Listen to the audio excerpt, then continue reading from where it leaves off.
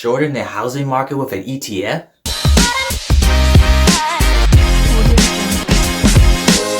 Hey, welcome to Dallas Stock Talk, where I talk about topics related to investing in finance, but more specifically these. In this video, I'll be going over how to short the real estate or housing market with an ETF.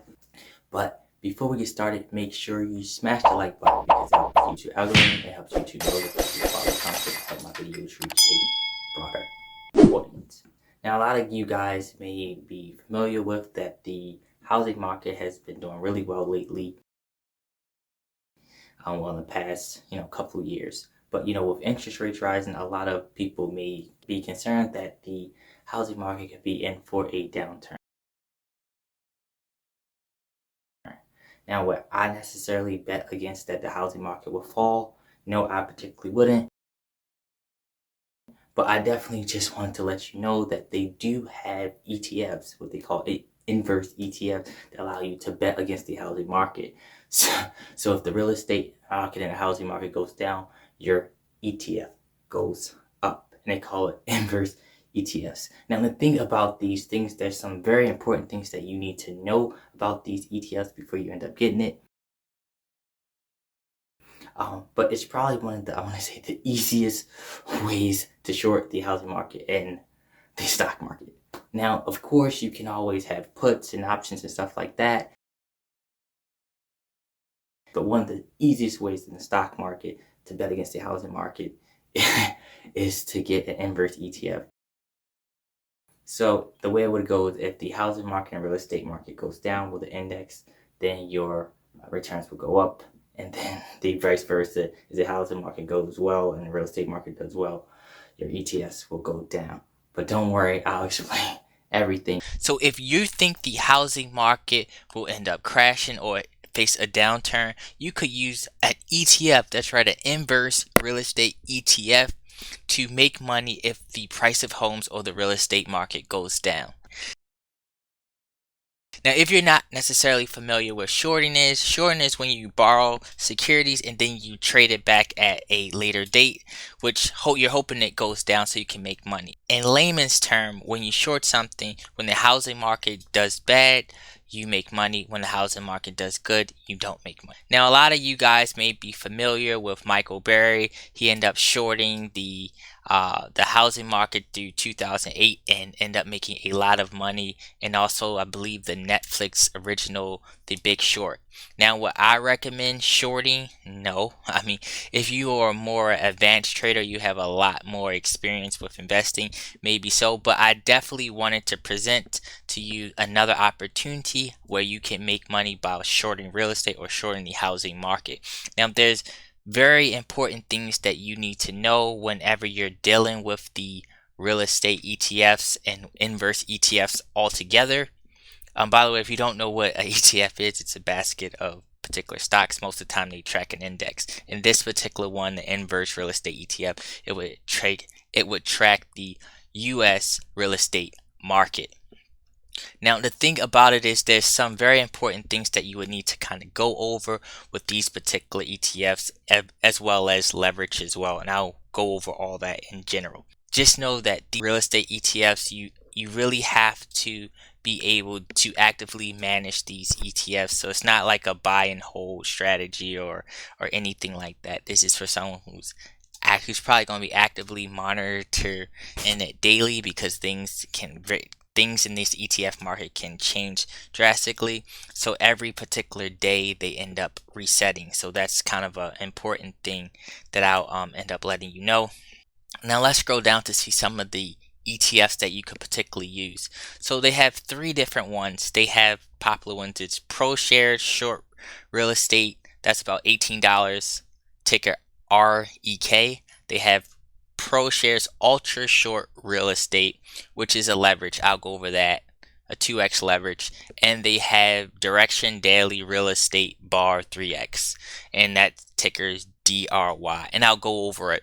So this one, Direction Daily Real Estate Bar 3x. So whatever happens to the real estate index that it tracks, it does 3 times. So for example, if the real estate market was up 1%, so it does the opposite, so it'd be 3 times that, so you would be down 3%.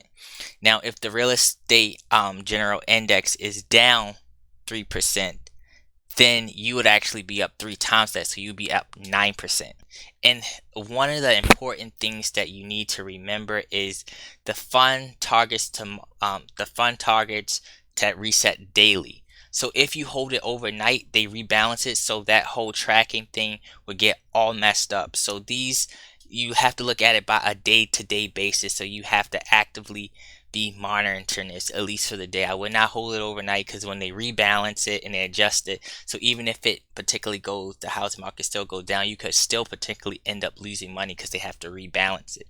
It's a lot of things in the inner workings that's going on that you don't necessarily see, but just remember that it tracks it daily. This is not meant, see, like I said, it requires frequent monitoring and subject to a lot of volatility and long term. This is not a buy and hold, so this is definitely a particular short play. And here's an example they end up giving. On a given day, the fund will also do as stated. If the index indicates IXRE, that's like a real estate fund, goes up 1%, DRV will go down 3% because it's a 3x multiple. However, on several trading sessions, the volatility of the day resets becomes more clear. If the index goes up 1% one day and down 1% the next, it will have to close at zero net change. However, the fund will still be down due to the daily reset. After all, if the fund increases 3% from being down 3%, it will enjoy less profit than if it started at 0% rather than minus 3%.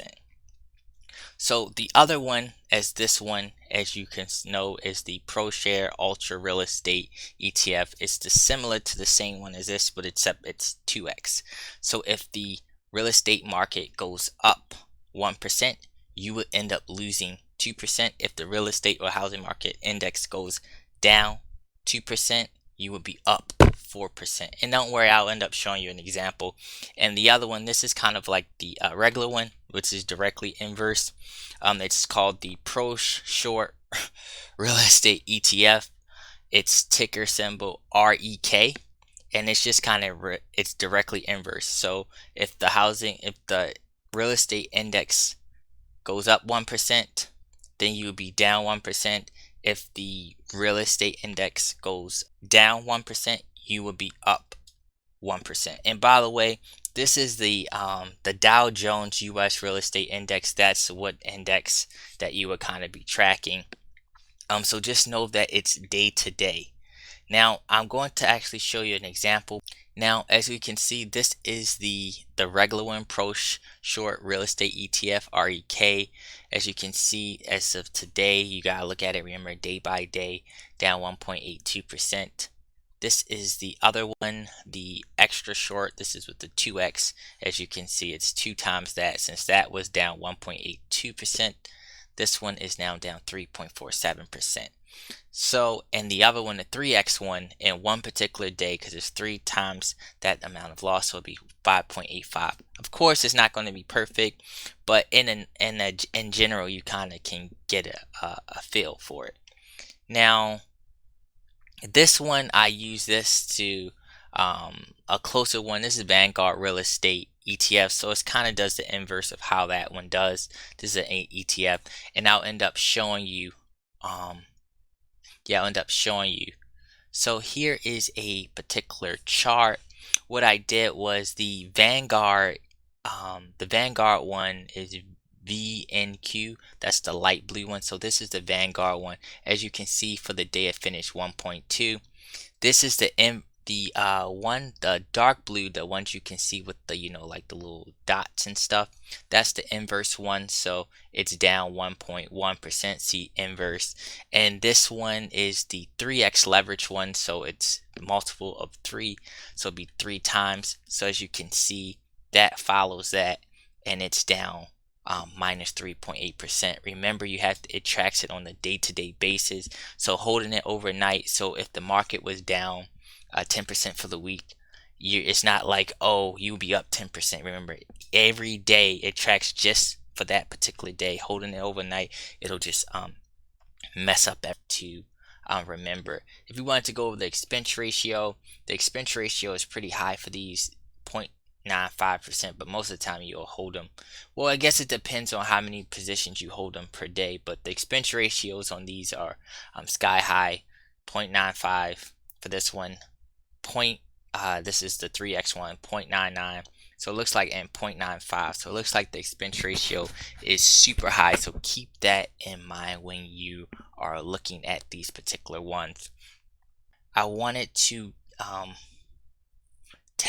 go over some key takeaways. The inverse ETF constructs a very deviations to profits based on the decline in value of the underlying benchmark.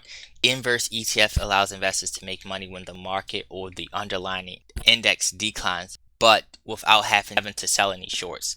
The thing is, it does have higher fees. Now, the key things as far as the pros and cons that I wanted to go over with inverse ETFs altogether. Inverse ETFs allows investors to make money when the market or underlying index declines. Inverse ETFs can help investors hedge their investing portfolio. There are multiple inverse ETFs for major market indexes. Now, here's the cons. Inverse ETFs can lead to losses quickly if investors bet wrong on the market direction. Inverse ETFs held more than one day can lead to losses. That's one important thing. And also, higher fees exist within inverse ETFs versus traditional ETFs.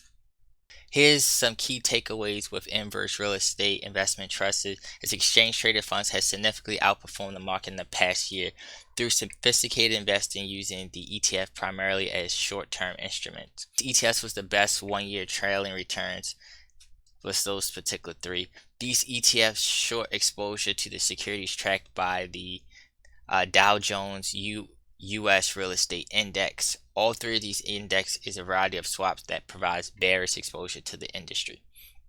Now, here's the thing that you also want to mention is with the leverage ETFs. Leverage ETFs can be riskier investments than non-leverage ETFs, given that they respond to daily movements in the underlying security that they represent, and losses can amplify during adverse price moves. Furthermore, leverage ETFs are designed to achieve the multiple of one-day returns. Key people, one-day return, but should not expect to do so over a longer term. For example, a 2x ETF may return 2% on a day when its benchmarks rise 1%, but you shouldn't expect it to return 20% in a year. But that concludes Dow Stock Talk. Let me know in the comments below, what do you think about shorting the housing market with the ETF? Make sure you let me know in the comments below. If you haven't already, make sure you hit the like button. Make sure you subscribe to my channel.